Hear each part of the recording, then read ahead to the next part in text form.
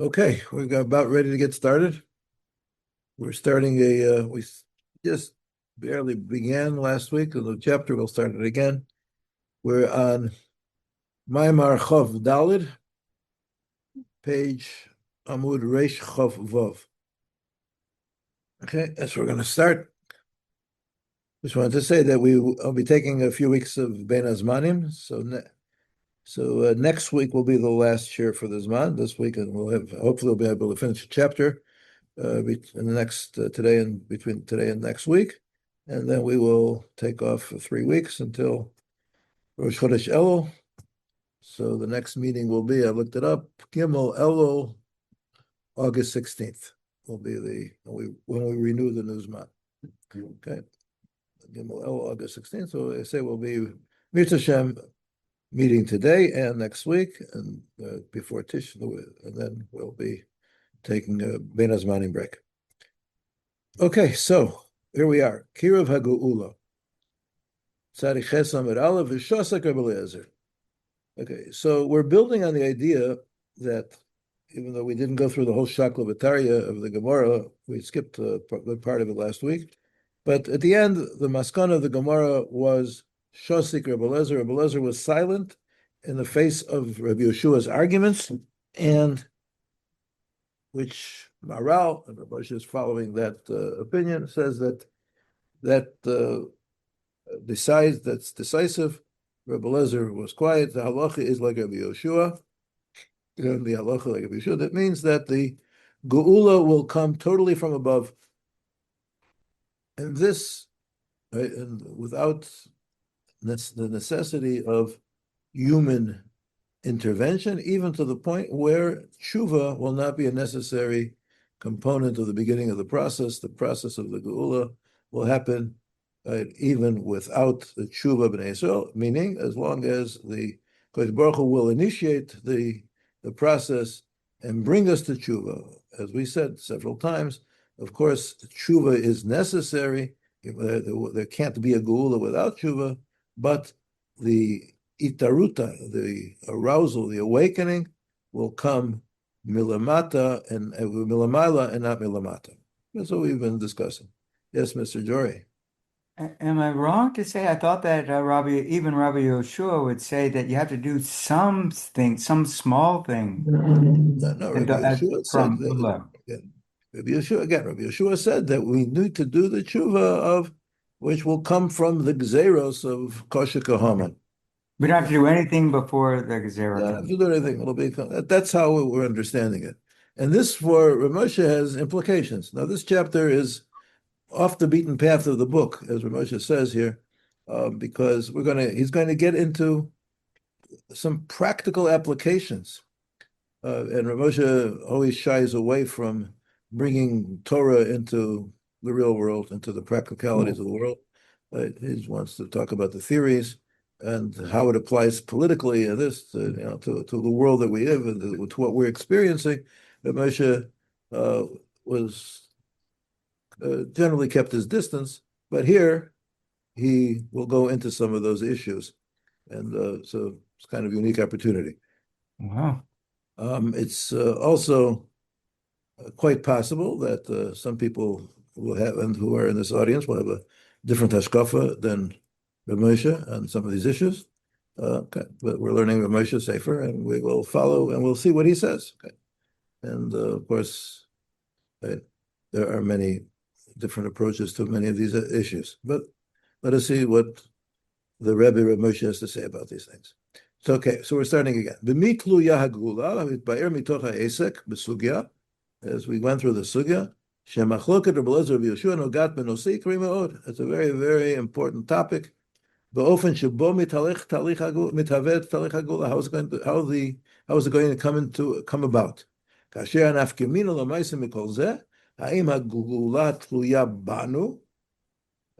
Moshe translates this into stark terms. Right? Is the geula dependent upon us? Which means that man has to take part in bringing the geula. Oh, shehi kula balamala, or does it come totally from above? Ad kedei kach, even to the extent she'afilu atshuva sheklal Yisrael mechuyav lasot, even the tshuva that eventually we have to do the tshuva, tavo behit orurut milamayla, will come from an awakening from above. So he's putting it in very, very kind of polar terms. That, right? Do we have to take part in the bringing of the Geula, or is there something which is going to happen totally from above without human intervention? And that's the way that we're presenting the machlokas. Amavur kam b'gmara shalacha Rabbi Yoshua, sharei shatak Rabbi Eliezer. Okay, so the conclusion of the Gemara is like Rabbi Yoshua, right? V'nimtza im kain she'ein lanu la'asok me'atzmeinu b'inyanei hagula. We shouldn't be involved at all in matters of Geula. The matters of Geula should be something which is completely out of our sphere of interest, of our involvement. I appreciate your question, so give me 1 other minute, but okay. Without Ella, hakol tzarich lavo b'torurut milamala. The whole thing has to come from above, from an awakening from above. That's the way the Geula is going to come, right? We are passively involved in the Geula. We have to go about our lives. We have to go about our Torah, our mitzvahs, right? But as far as we're concerned, right, our relationship to the period, to the questions of Geula we're outside of we're observers, so to speak. We're outside of the world of participation. We're in the world, we're observers, right? It's happening to us. Right? Okay, no, we're observers, no, it's more than observers. So it's happening to us, but it's happening to us, and we are passively involved. Yeah, Jory, what was your question? Well, what's the distinction between Mashiach and Geula, and is there a tkupa? No one can say we're not supposed to yearn for the Mashiach. And okay, let's see. Let's wait, Jory. We have a whole chapter ahead of us. Okay, but is it the same, or are they different? It's the same. Yeah. We're using the terms interchangeably. Okay, says Ramesha. Ha'esek b'sugya hazo, hanoseh hazeh nogea ma'od la'maisa. It's a very nogea la'maisa. What should we be doing? V'tzarich lilmod oto mitoch divrei hayamim shel klal Yisrael, and we have to learn the inyan from history, of the Jewish history. Amnam hadavar kasheh aleinu, but it's hard for us. Mishum she'esek b'divrei hayamim tzarich liot b'gidrei Torah. Even when we study history, right, Moshe is saying, we have to study history. We have to study history as Torah, meaning we have to learn from what's about it, right? It says in the Torah, "Zechor yemot olam binu shno dor v'dor," right? You have to look at it. But again, our interpretations of history. Everybody knows that history is not just a bunch of raw facts. History is interpretation. History is putting things together. History is seeing patterns. And this has to be done begidrei Torah, the way we examine them in light of the Torah. And what does the Torah have to say about them, or what do they say about the Torah? But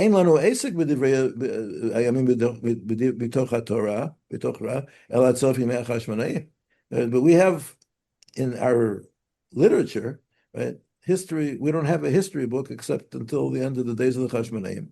Okay. Anyway, so therefore he said it's very difficult for us to get into a Toradic way of doing it.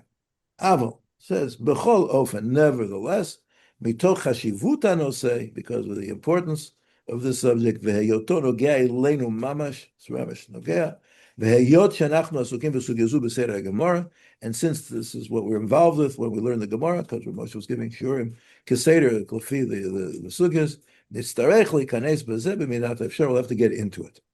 Okay, that's the introduction. We're going to walk into territory which we don't usually get into, but A, because we're learning the sugyas, and B, because we're living the sugyas, we're living the history, so we have to relate to it in some way. Okay, So he relates to several aspects. The first one is right, Aliyat Talmidei Hagra v'Habesht, the Baal Shem Tov. Right?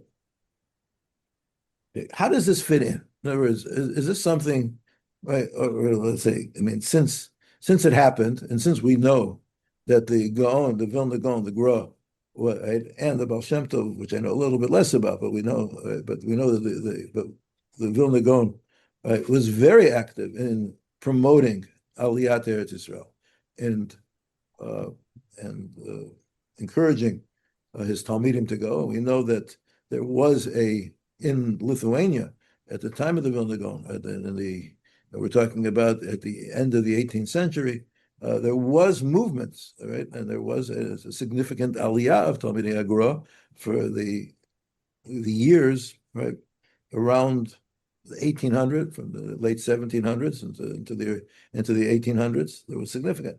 Also, we know that there were Talmidim of the Baal Shem Tov who did make aliyah, who came to Eretz Israel, and the one that was the most famous that I know of was Rabbi Menachem Mendel of Vitebsk, who came and believe settled in Tveria, if I'm not mistaken. I could be wrong about that.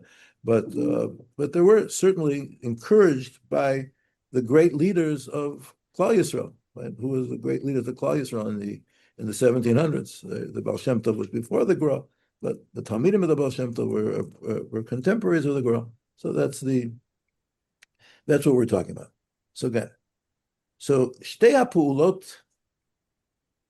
So the first thing is Aliyah Eretz Yisrael, and the second is what we'll talk about in the next section is Chidush HaSmicha. We'll wait till we get to there. 1 second. Shtei HaPu'ulot HaMashma'utiyot B'nogea L'zeh, right? Things that are very were nogea to this, right? Shehitcholelu, that happened, that occurred. B'meshech me'ot hashanim hachronot, over the last centuries. Zeh Aliyah Eretz Yisrael al yedei Talmidei Hagra v'Habesht, right? Which happened in, they say, the late 18th century, the beginning of the 19th century. V'nisayon hachidush hasmicha. Another thing that Moshe wants to talk about is the attempt to renew smicha, right? Which happened much earlier, which happened actually in the 16th century, in 1538, to be exact. I just looked it up, and that's when the machlokas was. Okay, but we'll talk about one at a time, because both of these, the thing that marks both of these is that they were beferush attempts, or part of the attempts of these gedolim who were involved with this to bring us to the geula. They were. The Vilna Gaon, when he was preaching that people should make aliyah, he was doing it as a precursor to the geula. These are necessary steps to take. We have to settle the land. We have to bring Jews to Eretz Yisrael, and this will hasten the geula. And so the question is, in what ways were these legitimate? And how can we, since they were done by the greatest leaders, they must have been legitimate. But in what ways were they?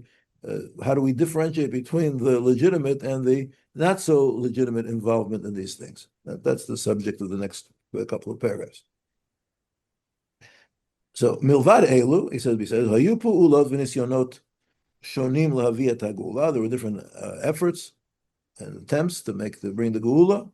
V'agra ba'atzmo nakat ba'ot pu'ulot shonot l'matara zu. Right? Okay, and the Gra himself did other pu'ulot, which I'm not aware of. I didn't read up on it, but that he did other things besides encouraging people like Aliyah, but he had certain visions of it. We know the Gra himself had intended to come to Eretz Yisrael, and he never made it. He got waylaid on the way, right? And many different stories about that and how that happened. But aval.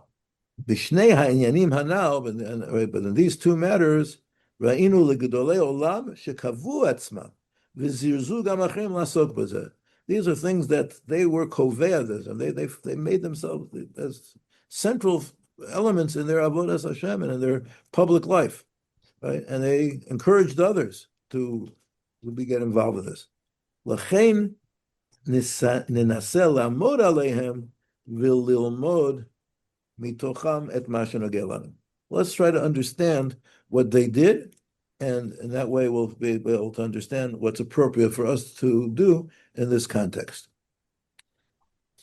So the answer is, on the top of page Reish Chav Zayin, Hitaskut betoch gidrei mitzvah. We will see what that means in a moment. V'nei, Pashtut hageder, or gader, b'chol ha'masim halalu, she'ein lanu litasek b'shum davar hanogeya begu'ula atzma. We should not be involved in things which affect the geula itself. Ella, rak bepu'ulot sheyicholot la'amod kemitzvot bifnei atzma. There is, Moshe's approach is that we can only be involved, we should only be involved in pu'ulot, in activities which stand as mitzvahs on their own. These are mitzvahs. So if something is a mitzvah, so then we can emphasize them and then we can encourage them, right, for the purpose of bringing the geula, because we're not really doing anything other than being mekayim the mitzvah, but we're doing it with a certain kavanah, and that's appropriate and legitimate. And therefore, ha'aliyah le'eretz Yisrael v'ha'chana shel ha'yishuv, the etzem going up to Eretz Yisrael, settling in the land, and ha'chana shel ha'yishuv, and preparing, like sort of blazing the trail and preparing the land for settlement. Zehu davar shevadai mutar v'raui lasot.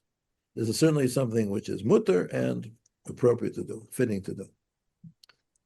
V'chein, matzino b'chazal, sheyesh mitzvah letaken et hadrachim. There's a mitzvah to fix the roads, right? Okay. Meaning, right, to make, first of all, so it talks about the Ir Miklat also, but there's ways to, right, Chazal fix the roads, and we're very concerned that people be able to come and come to Yerushalayim, to be Aliyah L'Regel. One of the reasons that the Chazal say was taken into account when the Beis Din was trying to decide whether to add an extra month, a leap year, to make an extra Adar, was the condition of the roads. And if the roads were all messed up because of the winter rains, and they saw that it would take an extra few weeks or month, whatever, to get the roads back into shape so people could travel, so they said, okay, we'll push off Pesach for a month. We'll add an extra month in order to be able to make sure that everybody will be able to come to Yerushalayim comfortably and without having to go through the bloody broken roads, right? So these are things which are, I should bring that as an example. These are things which are certainly okay. The kosuf, right? And the pasuk says, Yeshaya kol korei b'midbar, the voice is calling out of the desert, the ways of Hashem, Yashru ba'arava mesila le'elokeinu, and make straight in the arava and the drive in the desert parts a path to our Hashem. Okay, so that's one. And again, that's one thing. Ubisugya, and then the next line of the Gemara, which is going to be a whole chapter, the next chapter, which we're not going to get to before Ben Azmanim, but they bring a pasuk, right? Ein lecha kates megula mizeh. Right? The Gemara discusses how are we going to know when the kates is happening?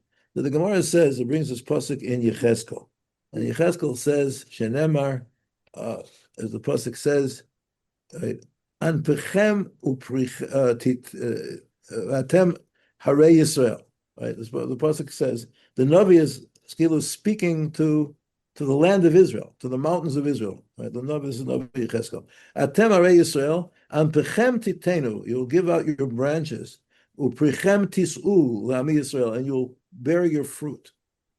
Okay, and this is taken. Chazal tell us that this is an indication that we're in the already in the land of, or in the world of, or in the times of Geula, when we see the Eretz Yisrael flourishing, and Bemet, we see this is part of certainly part of the our awareness, our realization that we're living in the times of Geula, because Lamaisa, Eretz Yisrael is flourishing, right? Eretz Yisrael is we have the deserts bloom, right? And as we know, and we'll talk about it again a little bit later, but as we know that for the centuries, many centuries since the exile of Bnei Israel from Eretz Israel, Eretz Israel was laid to waste. Right? Very little grew here, right? And it was a wasteland. And it was only with the return of the Jewish people to Eretz Israel in the 19th century, where the land began to be reclaimed and flourish. And then the Gemara says that Ein lecha kates megula mizeh. Right? This is certainly an element, a revelation of the kates. We'll see, because in that same sentence there are several also negative things also mentioned in the same breath, and they say it's a share unto itself. But in any event, right, clearly the fact that Eretz Israel is blossoming and blooming and the agriculture is flourishing is something which points to the Geula, and therefore, and somebody had to do it. So the point right now is that whoever was involved in that was doing something which was bringing us towards the Geula.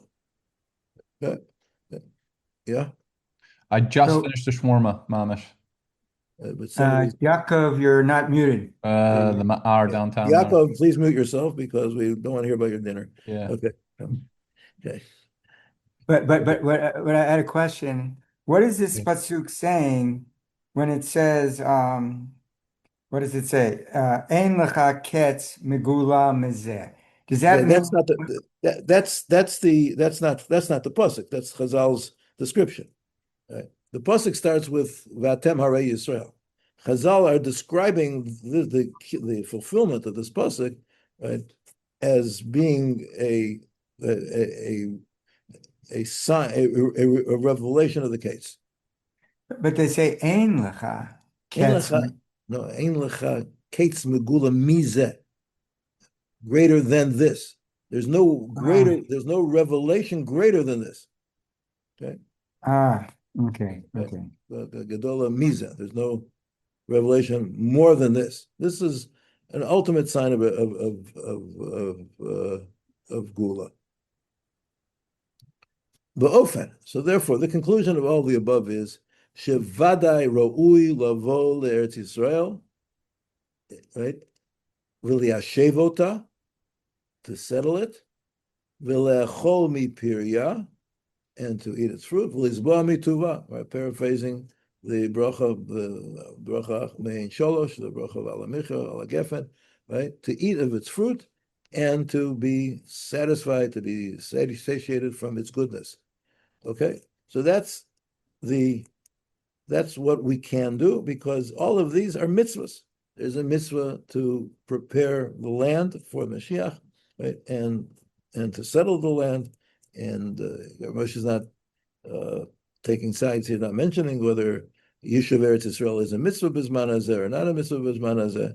But Pashtus is that it would be certainly shaykh to be a mitzvah b'zman hazeh, without going into the controversy with the Rambam and the Ramban and et cetera, right? Of course, we all know the Ramban says that it's one of the mitzvahs that the Rambam forgot to count. Right? The Rambam counts the 613 mitzvahs, as we know, the Sefer mitzvahs of the Rambam. And there, at the end, the Ramban has an addendum to the Sefer mitzvahs of the Rambam and says, oh, but the Rambam forgot to count, X amount of mitzvahs, right? And he lists them. And one of the ones that he mentions is the mitzvah to Yishuv Eretz Yisrael. So there is a voluminous literature about what is the Rambam Shita. Why didn't he count it? Why did he holds it is a mitzvah, it's not a mitzvah. That's not our topic right now. Right?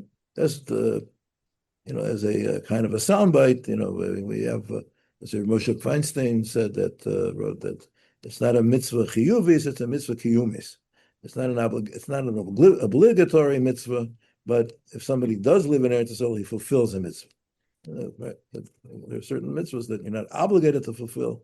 Right? as for Moshe Feinstein, obviously, lived in New York until his last day, so I mean, obviously didn't feel that it was an obligation. But okay, I'm just saying. But so Rav Moshe doesn't go into that. But Vadai, right? These kinds of activities, which the Gra and all of his followers, right, were involved with is it. However, now the last line of this paragraph, Aval, this is the big but, Psia achat yoter mizeh, one step further than this, kvar nechshav litchikata ketz. Going beyond these kinds of things, which are be'etzem mitzvos in their own right, is called dechika saketz. What does the word dechika mean? So, right? Forcing. Pushing away. No, not pushing it away. No, not pushing it away. No, not pushing away. It doesn't mean pushing it away. It means forcing it. It's like forcing the hand. So you're coming to HaKadosh Baruch Hu and you're saying, I'm going to make it happen. Right? Yeah, if you don't do it, HaKadosh Baruch Hu, right, I'm going to be dochek it. I'm going to force it. Right? I'm going to push it. I'm going to do all different kinds of activities. Right? I'm going to Kabbalistic activities. And we discussed this point before, right? But why is it a bad point? Because Hannah did exactly the same thing. Again, it's a different question. Okay, it's an interesting question, right? Hannah, right? Misha's referring to the Gemara says in Brachos that Hannah was when she spoke to Kodesh Baruch Hu, when she prayed for a son, Hannah, the mother of Shmuel and Avi. So the Gemara says in Brachos that she spoke with kind of chutzpah to Kodesh Baruch Hu, right? He tiach ufana, right? Right, and she said to him, all the great things you could do, you can't bring a baby to a little old lady, and you can do that too. Okay, but that's in the Gidrei Tefillah. Okay, what's the appropriate way to daven and things like that, right? Here we're talking about pu'ulot. We're talking about, of course, we daven for the Geula every day, right? Every day in Shemona Esrei, there's a bracha to rebuild Yerushalayim. There's a bracha at Semach David Avdecha Me'eret Atzmiach that we pray that Kodesh Baruch Hu should send the Mashiach, right? So of course we pray for it, but activities which are designed to be activities, right, to bring about the case, that he says is not good. Okay. Umemela. Right. Okay, so now, and here comes maybe something somewhat controversial or questions that Rav Moshe is giving us his opinion on, his hashkafa, which of course is based on much Torah learning and understanding, and his Kabbalah from his Rabbeim. Umemela, kol isuk begeula atzma, any being involved in Geula itself, ubema'asim, shekol hamashma'ut shelahem ve'anafkemina mehem tiyeh rak acharei biat Mashiach. Things that their meaning and the nafkemina will only be after Mashiach comes. So let's do things now so that, right, things will be in place when Mashiach comes. Right? Uchigam. And he brings an example. Lehachin marechet shel malchus b'chdei sheyechashvu ksat geulim. Right? That we're going to make a system of malchus. We're going to make a state. We're going to create things which will somehow foreshadow, or so will be in place. There will be so right now we can be, if we can't have a full geula, we'll have a partial geula. Okay. For instance, let me just again, what could he be talking about? Making a trying to say that we're going to have a Knesset, right, of 120 people, right, which parallels the Anshe Knesset Agdola, something like that, right? That we're putting things in place which will be, right, which will be effective for. So we can feel that, oh, we're on the way. We're on the way to Geula. We're on the way to where we've already started the Geula process, and we're already doing things which represent a nation which is on the way to Geula. We're moving. Steps are being taken now, which will ultimately lead to the Geula. Right? And then he says, right, and parenthetically, v'chol minei shtuyot v'havalim, and all kinds of, I don't have to translate, shtuyot v'havalim, shehilbishu, that al mashek kara po b'dorot ha'achronim, that they place upon. In other words, they say that these things are be'etzem geula, they're etzem, right? That these are geula happenings, right? This is not appropriate. Zekvar lo ha'avodah shelanu. This is not our job. V'lehepech ze nechshav l'tchikat haketz. This is things that are called the chikat haketz. Right? Trying to bring about a ketz kind of reality now is the chikat haketz. Okay. Ve'af. Let me finish the whole paragraph. Ve'af sheme'ein ze kvar kara b'yameinu. And even though things are happening, there is, what he's saying is there is a government, there is a state, right? So these are things that could be interpreted as the forerunners, right, or of the Geula, right? The state that we have today, that's okay. That's the beginning, right? That's eventually is going to evolve into the Moshiach state, right? But that's right? So he says, even though these types of things are happening, ein ze shayach legeula v'lo mein geula. It has nothing to do with the geula or anything that has to do with the geula. El davar b'fnei atzma. This things separate. Right? Meaning, we need a government because every group of people needs a government, right? They can't have 1 million people or 10 million people today, in Eretz Yisrael, Ken Yirbu, that doesn't have some kind of a functioning, legislation, a legislative body, and the judicial and an executive branch. We need a government, right? So that those are things. So he says it doesn't have to be a terrible thing. He's not going to the Satmar extreme that anything that happens like that is by definition terrible. No, it's not terrible, right? Right? It could be that there's good things in it. It could be they could have come out better. Okay, in other words, there are things that are happening which could be considered good. They could have been done better, right? But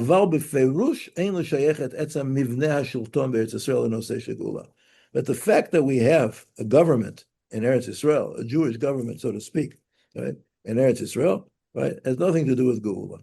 It has nothing to do with bringing us to, right. This is, again, it's a practical thing. We need government, we need an army, we need all kinds of things because, practically speaking, you got to do these things. But we shouldn't think this. Moshe is telling us we shouldn't think that this is the forerunner of the Geula, that this is the first stage of Geulas Yisrael. The Geulas Yisrael is happening before our very eyes.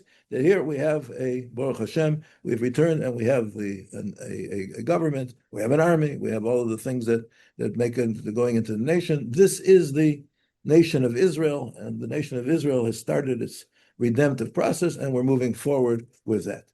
That he says that is not the case. What is the case is that we have some things in place, right?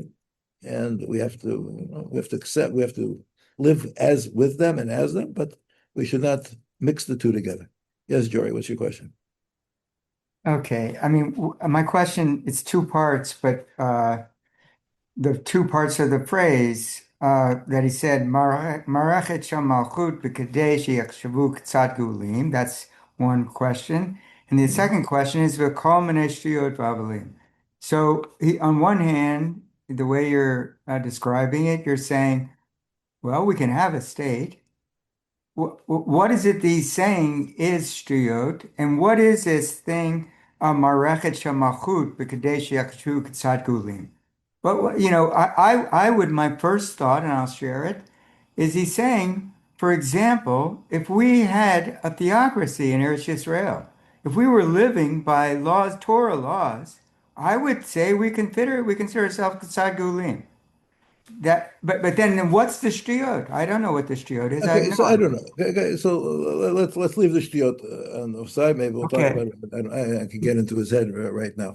Okay, but then the first phrase, Yeah. wasn't that a reasonable supposition that I'm making? Yeah. Again, what he is saying is that that I mean, as we'll talk about. For instance, in the 1950s, soon after the foundation of the state, there was a movement by certain rabbis to convene a Sanhedrin. Right? Right? As part of and again, the Haredi rabbis were totally against this. Right? This is something which was strictly what today they call Dati Lomi, or in those days the Mizrahi, right? Those are the Rabbanim in that camp said, listen, right, we have a state, right? The state is Geula, right? This is Geula, right? Reshit, as the Tefillah says, right? The Tefillah for the Shlomo Medina says, Reshit Smichat Geulatenu. Right? This is the beginning of the growth of the sprouting of our Geula. This is something that Rav Moshe would be 100% against. This is not Reshit Smichat Geulatenu, right? And therefore, again, so these kinds of initiatives, like for instance, creating a Sanhedrin, when they, and that was something which was met by such great opposition that we know that when they the Heichal Shlomo building, right, on Rehov King George, right, the great synagogue, which is I think they call the Great Synagogue of Jerusalem, but the Heichal Shlomo building was originally intended to be the seat of the Sanhedrin. Right? And for many years there was the Haredi establishment, or the Rabbanim, the Gedolim, put a cherem on the building. Right? So you can't walk into the building, right, because of its association with this, what they considered to be a very, very dangerous idea. Right? For many reasons why they considered it to be a dangerous idea. Right? Because it was, something which couldn't be controlled by Das Torah, would be more controlled by politicians and people who were not necessarily the Gedolei Hador. But so for whatever reason, so there were, but this was that. So this is a kind of initiative, and whether this goes into Rav Moshe's Shtuyot Havalim or not, I don't know. I don't know, but certainly things like that are I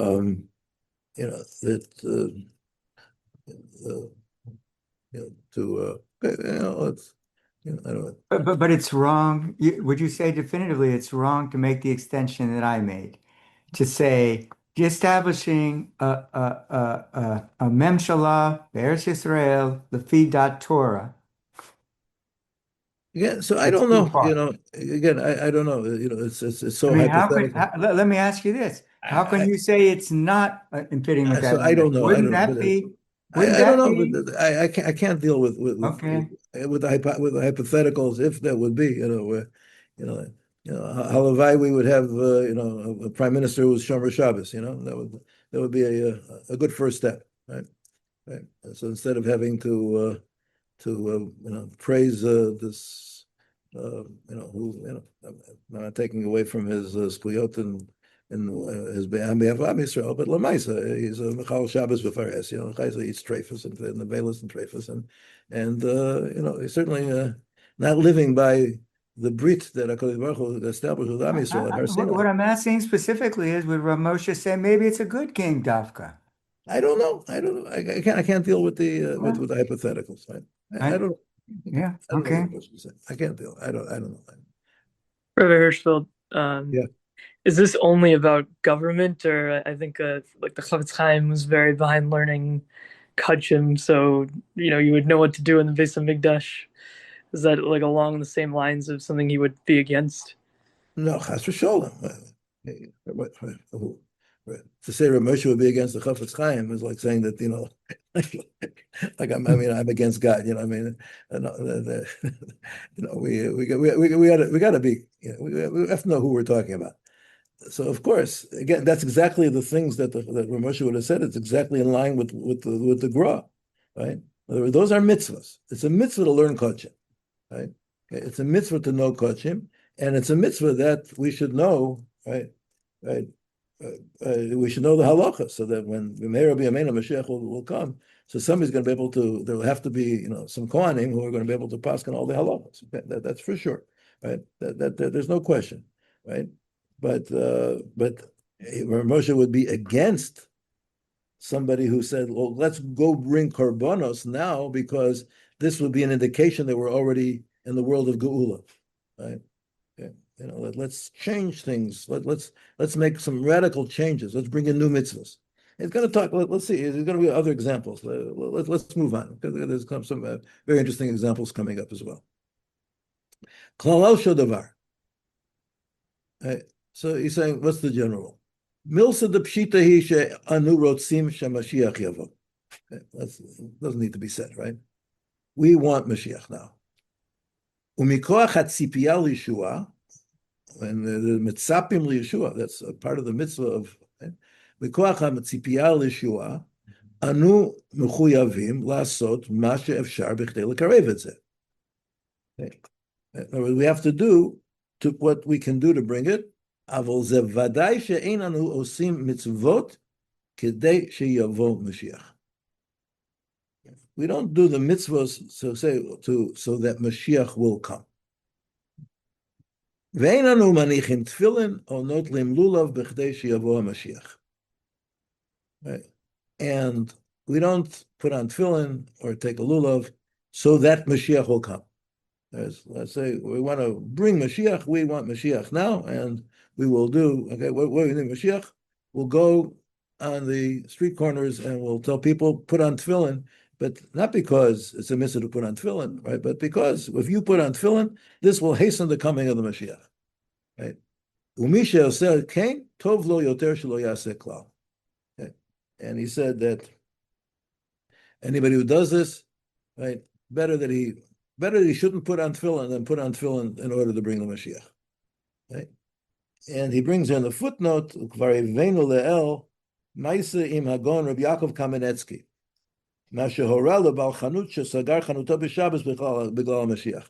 If I'm not mistaken, I've heard the story in another way, but the story basically goes is that that this goes back to the time when this is the way I heard the story. Again, I didn't see it written in the Sefer, but the way I heard the story was that when Rabbi Yaakov Kamenetsky was a Rav in Toronto, before he was the Rosh Yeshiva in Torah B'das in New York, he was the Rav in Toronto, and it was during the period of World War II, and the Balabas came to him and said, Rebbe, according to this story, I want to close my store on Shabbos. And he says, why? Because Mashiach is coming, and I want Mashiach to come. Right? And Rabbi Yaakov said, nah, don't worry, Mashiach's not coming. You can keep your store open. Right? And so, right. Again, the way I heard the story was, again, I'm not vouching for the detail, but the way I heard the story was, Rabbi Yaakov's thinking was that, I think I mentioned this one previously in one of the shurim here, that this guy right now has one kesher to Judaism, and that is his belief in Mashiach. Right? And if he should close the store and Mashiach doesn't come right away, he'll lose that too. Right? So better that he should keep his belief in Mashiach than but whatever that story was. But in any event, he says, but that's not why we do mitzvahs. Mitzvahs, we're not involved in hastening the geula through that, again, right, through the mitzvahs. Ella, osim mitzvot rak beglal shanu mitzuvim. We do mitzvahs without cheshbonos. We do mitzvahs because we are commanded. V'chol ma sheshayach laMashiach, HaKadosh Baruch Hu poel. Whatever is shayach Mashiach, that's what HaKadosh Baruch Hu does. Rak sheyesh chalakim mehamalchim shel ha'geula she'aTorah gilta lanu. There are certain elements, right, certain parts of the process right, of Geula, which the Torah revealed, Ke'ein Yishuv Eretz Yisrael, because this is also part of the revelation of Torah that Yishuv Eretz Yisrael is right part of the process. V'lachein kechelek me'atzipiyah legeula, right? Hirchivu rabotenu et ha'esek b'mitzvot halalu.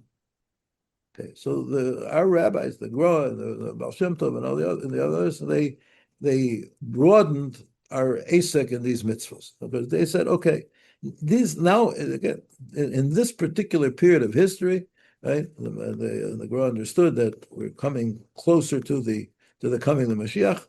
It's appropriate to be osek in these mitzvahs, which will pave the way, which will prepare the Geula. But because they have a direct relationship to the God, so it's kind of, it works paradoxically, right? That to do stam a mitzvah, right, to put on tefillin so Mashiach will come, that's not something that we should be doing, right? To settle Eretz Yisrael, so that the Eretz Yisrael will be settled, so we'll be able to have a Geula Shlema, that is something which is perfectly legitimate because it's a mitzvah to do it anyway.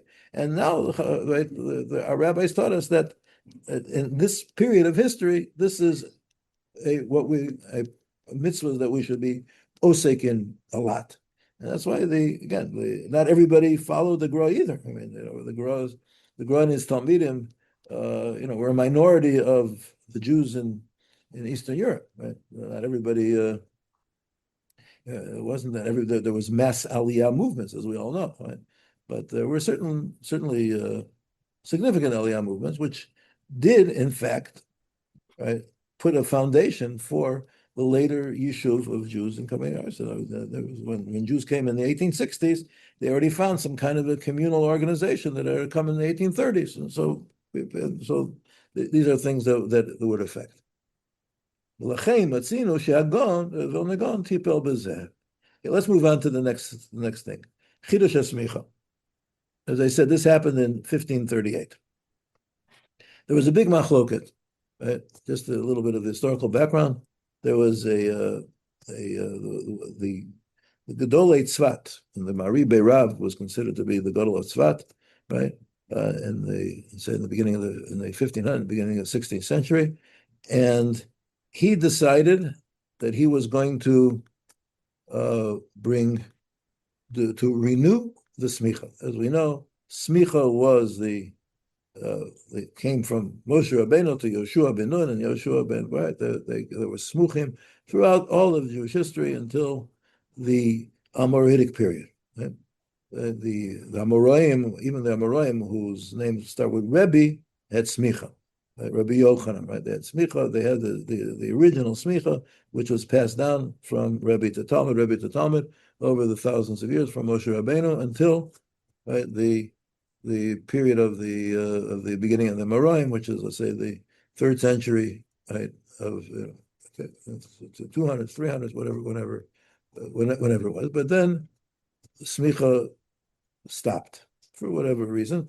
There was no more smichas, and there was now. So there is an interesting Rambam, and that's brought in the footnote here on the next page, on Reish Chav Tes, right? It's also a Rambam in Halacha in Hilchos Sanhedrin, right? Which we'll find right away, but which we'll see. But the Rambam, let's just read just for the historical background and the halachic background, right? So the footnote says, he brings a Perish HaMishnayis LaRambam Sanhedrin, Perak Aleph Mishnah Gimel. He says, "V'yirali." This is the Rambam's chiddush. It appears to me, Ki kishetiyeh haskama mikol hachachamim v'talmidim. If there'll be an agreement from all of the chachamim and the talmidim, lehakdim aleihem ish min hayeshiva, to promote somebody from the yeshiva. Let's say, who is the most choshev amongst us? V'yasimu oto l'rosh, and they will make him the head. Ubilvad sheyezeh be'eretz Yisrael k'mo shezacharnu, because the whole institution of smicha only was in Eretz Yisrael. Hinei ha'ishahu titkayem lo hayeshiva. He will, this yeshiva will stand for him, will exist for him. V'yes samuch, and that person will have the status of being a samuch. He'll have smicha. The original smicha will happen to him. V'yismochu acher kain mishi yirtzeh, and then afterwards he can give smicha to whoever he wants. Sheim lo v'tomar kain, because the Rambam says you don't say that. Efshar shetim say, but he must say beis and agadol yolam. We're never going to have the beis and agadol ever, right? Because the fishan istach yekol echa mehem somuch al kol panim. Because we know that beis and agadol, when the Moshiach comes, or when there's a Geula, whenever there's going to be the Beis Din HaGadol, right, which is going to be reinstated, the Sanhedrin 71, right, they all have to be smuchim. Well, how's it going to get started? Right? Who's going to be the first? Who's going to give them? Who's going to be the first one to get smicha? Right? HaKadosh Baruch Hu yiyed, and HaKadosh Baruch Hu promised us. He gave us yad. He gave us a promise. Sheyashuvu, that there will be a Beis Din HaGadol, right? This is the pasuk was that are tefillas, right? Hoshiva shofteinu v'rishon saying tefillah. Achrei kain yikarech, and the pasuk goes on. Achrei kain yikarei lecha ir tzedek. It'll be called the city of tzedek. V'zeh yeh b'lo safek kishiyechaven aborei olam. Abori Yisbarach libos b'nei adam, or sheikon, he'll give them, he'll direct them, the hearts of the person. V'tirbez chutam v'chukatam l'Shem Yisbarach, and their schut, or their purity, and their desire for the Shem will be the Torah. V'tigdal chochmatam v'nei bo Mashiach. K'moshe Yisbarach. And I was saying, even before Mashiach comes, right, there will be a smicha. This is what the Rambam says in the Perish Mishnayos. The Rambam in the Halacha, in Perek Dalet Halacha Yud Aleph, in Hilchos Sanhedrin, it ends with a very enigmatic phrase, which has been the subject of a lot of Perushim, V'hadavar tzarich hechreya. After he says the Chiddush, he says the thing still has to be decided. So that opens the door to the Rambam mean it, or he didn't, the mean it Halacha, that he was definite, or he had a suffix about it. Right? So again, so as I say, back in the year 1538, right? So the Gedolim of Tzfat, right, headed by Rabbi Rav, right, decided that we're going to reinstitute the smicha, and they actually did it, and then, so they got together all the people and all the Rabbonim and the Talmidim and got in Tzfat, and they all conferred upon Rabbi Rav smicha, and it says in our history books that the Rabbi Rav himself conferred smicha upon several people, including Rabbi Yosef Karo. Rabbi Yosef Karo, the author of the Shulchan Aruch, received smicha from Rabbi Rav, right? And again, and so there was a tremendous controversy because the Rabbanim of Yerushalayim, right, were very opposed. Right? The Ralbach was the Rebbe, Reb Levi Ibn Chaviv, right? He was very opposed to it, and there was a whole pulmus back and forth, letters and this and that. One of the arguments that the Ralbach made is that how can, so the Rambam says all the Talmidim, all the Chachamim in Eretz Yisrael, and you forgot to consult us, right? Because we were in Yerushalayim, we're also Chachamim in Eretz Yisrael. So it was. The argument went on and on for a while, right? Until at the end of the day it died out, and the smicha didn't last. Whether it lasted for a few generations or not, right? It's Yosef Karo, and historically there were others, maybe a couple generations later, but eventually it ended, and we don't have it anymore. Yes, Jory. In retrospect, would we say that the Jerusalem rabbis were on a comparable level, at least? Yeah. Again, I don't know. It's hard for me to say. I don't know. Certainly, they were considered it's brought down that these were two Gedolei Hador. That's right. It's like like today you have camps. There's Bnei Brak camp, Yerushalayim camp. Everybody's got their little center of. So their argument that prevailed, even though the Murray Rav opposed it, he didn't accept that, apparently. Okay, because there was, it's one of those in Jewish history, it's one of the major controversies that it's reported and talked about. Right? You can look it up in your history books, and you'll find lots of material. Okay. Anyway, so let's get it. We have a few more minutes left just to see what he has to say. This. ובאמת את אותם הדברים היה אפשר back on page רח"ח, right, the new section there. ובאמת את אותם הדברים היה אפשר לומר גם על ניסיון לחדש את הסמיכה בצפת. You can say the same thing about the attempt to establish the smicha in Tzfat. שהרי רבים מדיני התורה תלויים בסמיכה. Many dinei Torah require smicha, meaning they require this bezdin of smuchim. Umeikar adin tzrichim gimel smuchim gam ledinei mominus. Even for dinei mominus, you have to go through the sukkahs at the beginning of Sanhedrin. You need smuchim. The gimel Elohim ksiv b'parsha because it says 3 times the word Elohim, and that refers to the Dayonim. V'yesh mishtei Torah shemachmas chisaron smicha lo donim en klal. And there are laws of the Torah because of the lack of smicha, we don't deal with them at all. We don't deal with dinei knasot. And all the dinei knasot that are given in the Torah, right? We don't deal with. V'gam מה שאנחנו דנים היום גזלות וחבלות, and we do judge today in Batei Din matters of theft and chavalot and personal injury. V'afilu gerus shezeh deraisa, and even we do conversions, which is certainly an deraisa. It says the Gemara, hakol zeh rak mikoach shlichutai kavdina. The Gemara asks, how can we be doing these things? And the Gemara says that there is a presumption that today we are operating as the shlichusayu of the original Batei Din, the original Beit Din. And they said, okay, from now on, there's not going to be smicha, but you're acting on our behalf. Okay. How that works, okay. But that's what it says in the Gemara. He says in parentheses, there we don't need smuchim by lending and by people admit to obligations. Right? Love him, because if you would need smuchim there, so then nobody would lend money, because to go find the base, if I lend you money and you don't pay, so I have to take you to basin. If we would need a basin of smuchim, so then people wouldn't lend money. So therefore, there was a takana. There's a takana. Okay, but anyway, but lemaisa smicha is a necessary element to many dinim of the Torah. In Cain, right? B'rega shemitafsher la'achzir et hasmicha l'chorei yatzrich u'mechayav lasot Cain. Why didn't they should have done it, right? Why was it a problem? Omna, right?